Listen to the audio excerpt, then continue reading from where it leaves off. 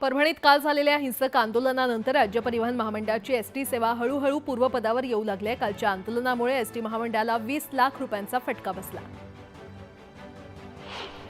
परभणीत झालेल्या हिंसाचारानंतर सकाळपासून सर्वत्र शांतता असून पोलीस मात्र ॲक्शन मोडवर आलेत। परभणीतील प्रमुख मार्गावरून रूट मार्च काढण्यात आलाय। यावेळी पोलिसांनी शांततेचं आवाहन केलं। परभणीतील घटनेच्या निषेधार्थ जालन्यातही पडसाद दिसू लागलेत। मंठा येथील आंबेडकरी संघटनांनी रॅली काढून निषेध व्यक्त केला। विटंबन करणाऱ्या आरोपीला कठोर शिक्षा देण्यात यावी अशी मागणी करण्यात येते। परभणी शहरात घडलेल्या घटनेच्या निषेधार्थ हिंगोली शहर कडकडीत बंद आहे आणि याच पार्श्वभूमीवर खबरदारीचा उपाय म्हणून एसटी बस आगारानं आपली बस सेवा देखील बंद ठेवली आहे। अमरावतीत रवी राणांचे बॅनर झळकलेत। राणा समर्थकांनी रवी राणांच्या भावी कॅबिनेट मंत्री असा उल्लेख असणारे बॅनर लावलेत। आमदार म्हणून निवडून आल्यानंतर निलेश राणे अनधिकृत भोंग्यांबाबत आक्रमक झालेले पाहायला मिळतात। कुडाळ तालुक्यातील धार्मिक स्थळांवर लावलेल्या कायमस्वरूपी अनधिकृत भोंग्यांवर कारवाई करा अशी मागणी निलेश राणे यांनी केली आहे। बीडच्या केज तालुक्यातील मसाजोगचे मयत सरपंच संतोष देशमुख यांच्या कुटुंबाला माजलगावकरांनी मदतीचा हात दिलाय। कुटुंबाला 13,68,000 रुपयांची मदत देण्यात आली आहे। वरणगाव शहरात 25 कोटी किमतीच्या पाणीपुरवठा योजनेचं काम संथ गतीनं सुरू असल्यानं त्याचा फटका नागरिकांना बसणार आहे। आजपासून 16 डिसेंबरपर्यंत पाणीपुरवठा बंद असेल। सातारा जिल्ह्यात दूध दरवाढीसाठी शेतकरी संघटना आक्रमक झाल्यात। 23 डिसेंबरपासून आंदोलनाचा इशारा देण्यात आलाय। या दरम्यान इतर जिल्ह्यातून होणारी दूध वाहतूक देखील बंद करण्याचा इशारा शेतकऱ्यांनी दिलाय। मालेगावसह नाशिक जिल्ह्यामध्ये कांदा पीक विमा रॅकेटचा पर्दाफाश करण्यात आलेला आहे। एकट्या मालेगावातच तब्बल 500 हेक्टर जमिनीवर बोगस पीक विमा काढल्याचं उघड झालंय। या बोगस शेतकऱ्यांनी तब्बल 4 कोटी लाटण्याचा कट रचल्याचं समोर आल्यानं त्यांच्यावर कारवाई करण्यात आली आहे।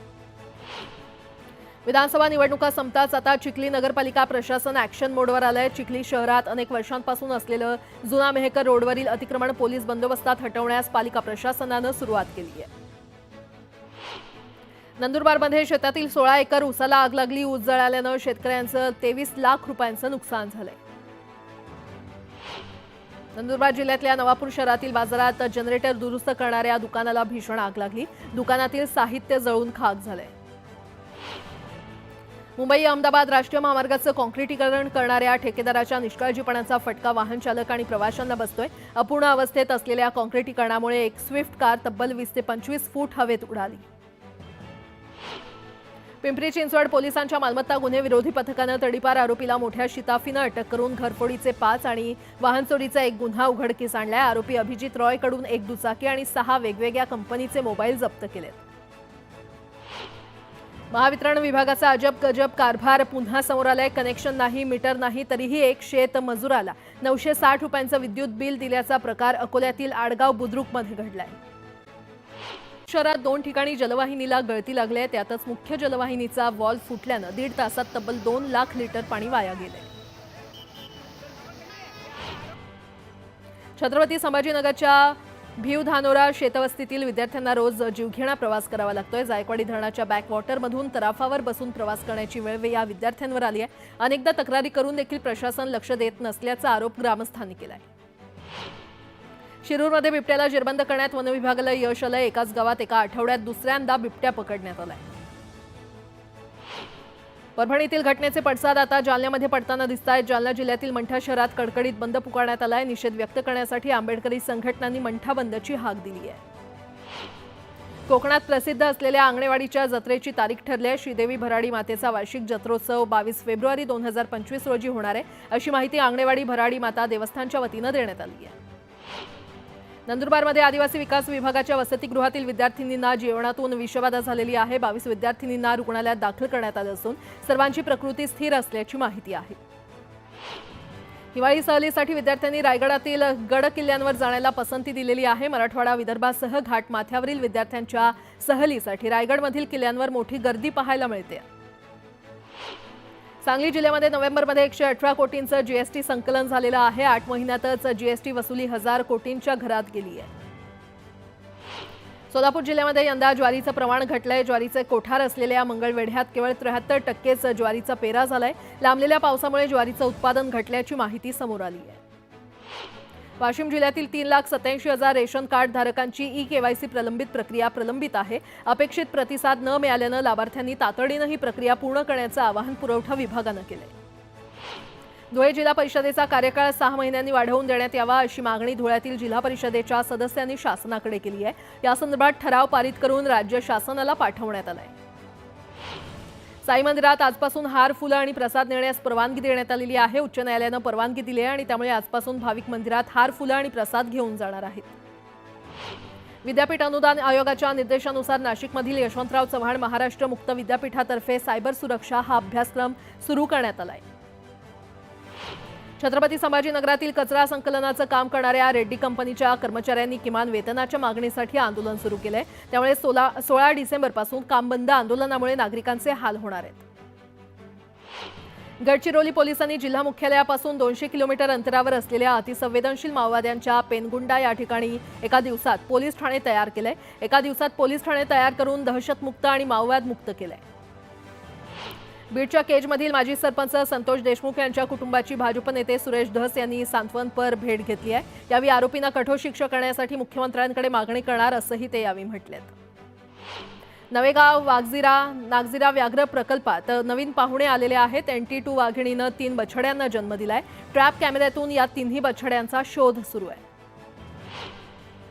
जळगाव पालिकेच्या सहाय्यक आयुक्तांनी मुख्य लेखापरीक्षक कार्यालयाबाहेर शूटिंग करणाऱ्या पत्रकाराला दमदाटी करत कॅमेरा हिसकावून घेतला. तसंच कॅमेऱ्यातील मेमरी कार्ड काढून घेतलं. या प्रकरणी पोलिसात तक्रार दाखल करण्यात आली आहे. जालन्यामध्ये भरधाव कारनं रस्त्यावरून जात असलेल्या तरुणाला उडवल्याची घटना सीसीटीव्हीत कैद झाली आहे. या अपघातात तरुणाचा जागीच मृत्यू झालाय. कुल्लामध्ये झालेल्या बस अपघातानंतर धाराशिवमध्ये देखील बसेसचा मुद्दा ऐरणीवर आला. इथल्या अनेक बस खिळखिळ्या झालेल्या आहेत. त्यामुळे जिल्ह्यातील 6 आगारात नवीन बस देण्याची मागणी होतीये. परभणीत काल झालेल्या आंदोलनानंतर आज शहर पूर्वपदावर आलेलं आहे. रस्त्यावरील वाहतुकीला पुन्हा एकदा सुरुवात झाली आणि वर्दळ वाढली आहे. सोलापूर विमानतळाला श्री स्वामी समर्थ यांचं नाव देण्याची मागणी राष्ट्रवादीच्या कार्यकर्त्यांनी अजित पवार यांच्याकडे केली आहे. 23 डिसेंबरपासून सोलापूर विमानतळावरून सेवा सुरू होणार आहे. नाशिकच्या कांद्याला श्रीलंकन बाजारपेठेमध्ये मागणी वाढली असून लासलगावहून श्रीलंकेसाठी कांद्यानं भरलेला पहिला कंटेनर रवाना झालाय. श्रीलंकेनं नुकतंच कांद्यावरील आयात शुल्क कमी केल्यानंतर नाशिकच्या कांद्याला श्रीलंकेच्या बाजारपेठेत मागणी वाढली आहे.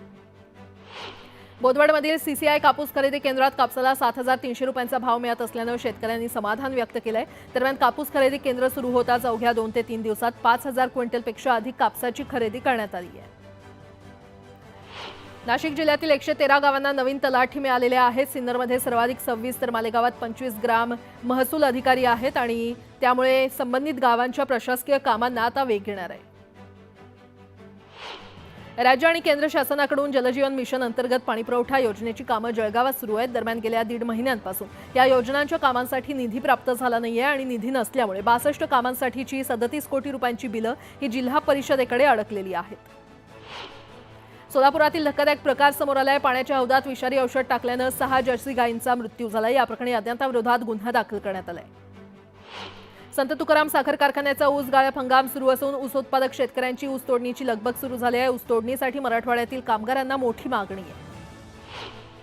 मुसळमधील बाजारपेठेमध्ये घाऊक विक्रेते कुठेही वाहनं उभी करत असल्यानं वाहतूक कोंडी होते आणि त्यामुळे विक्रेत्यांचं बाजार समितीमध्ये स्थलांतर करून त्या जागेवर हॉकर्स झोन उभारण्याचं पालिकेचं नियोजन होतं. पण हे वर्ष उलटूनही नियोजन अजूनही कागदावरच आहे. पुण्यातील एकता नगरमध्ये पुराचा फटका बसल्यानंतर पालिकेनं स्थलांतरणाचा निर्णय घेतलाय. समितीच्या अहवालानंतर आयुक्तांनी घेतलेल्या बैठकीत चर्चा झाली असून पुढील कार्यवाही लवकरच सुरू केली जाईल. मुंबईतील माझगाव आणि बांद्रा कुर्ला हे शहरातील सर्वाधिक प्रदूषित भाग असून हवेत नायट्रोजन डायऑक्साईड या वायूचं प्रमाण वाढलंय आणि त्यामुळे हवा जास्त प्रदूषित झाली असल्याचा निष्कर्ष एका संस्थेनं काढलाय.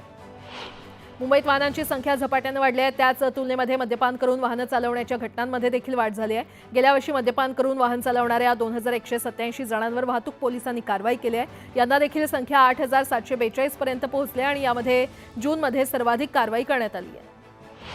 मुंबईला पाणीपुरवठा करणारं तलाव यंदा 100% भरलं होतं. मात्र गेल्या महिन्यात तलावातील पाण्याची पातळी मोठ्या प्रमाणात घटली आहे. सध्या मुंबईच्या तलावातील पाणीसाठा 79% आलाय. मालाडमध्ये पालिकेच्या जल अभियंता विभागातर्फे जलवाहिनी दुरुस्तीचं काम हाती घेण्यात येणार आहे आणि त्यामुळे मालाडमध्ये गुरुवारी 10 ते शुक्रवारी सकाळी 8 पर्यंत पाणी पुरवठा बंद ठेवण्यात येईल. मावळमधील तळेगाव स्टेशन परिसरात उद्यापासून 2 दिवस पाणीपुरवठा बंद असणार आहे। जलशुद्धीकरण केंद्राच्या देखभाल दुरुस्तीच्या कामासाठी गुरुवार आणि शुक्रवारी पाणीपुरवठा बंद असेल।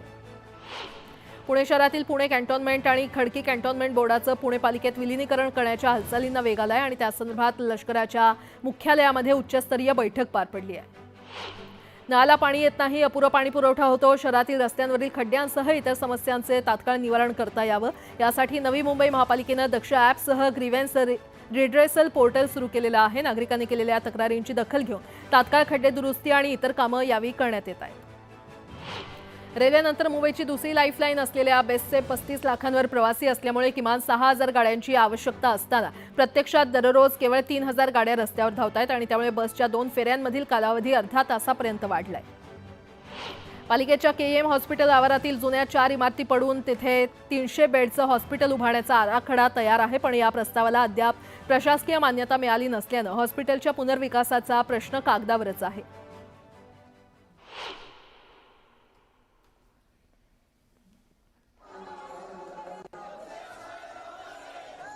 ही थेट दृश्य आपण पाहतोय पंकजा मुंडे आणि धनंजय मुंडे हे गोपीनाथ मुंडेंना एकत्रितरित्या अभिवादन करतानाची दृश्य।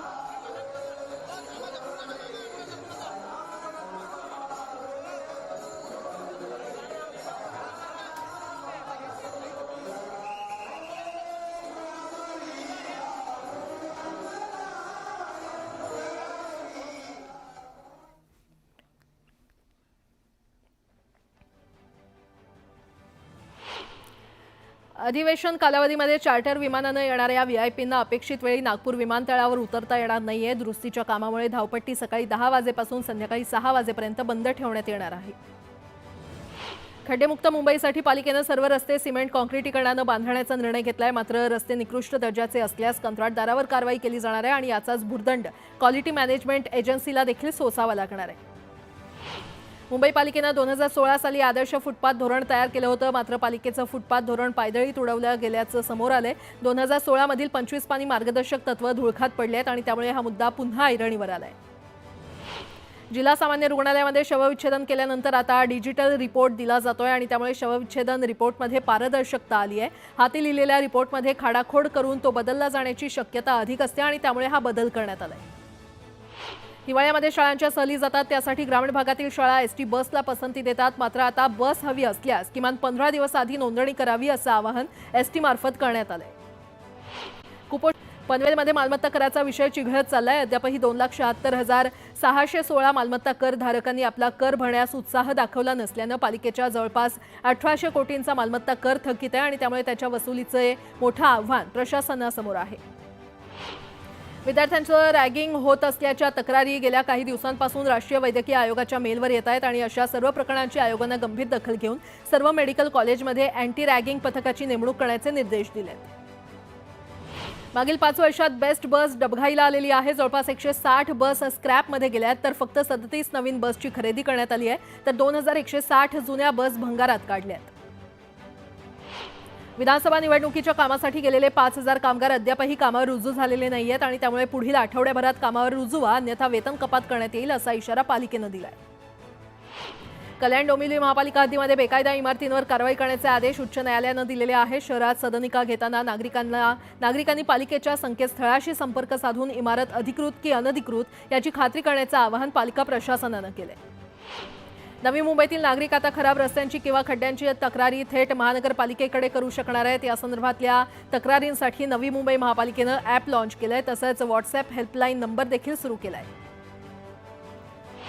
मध्य रेल्वेनं सुरू आर्थिक वर्षात आतापर्यंत 51.73 मिलियन टनाची रेकॉर्ड ब्रेक माल वाहतूक केलेली आहे। साखर आणि अन्नधान्यासह पेट्रोलियम पदार्थांच्या वाहतुकीचं प्रमाण जास्त आहे।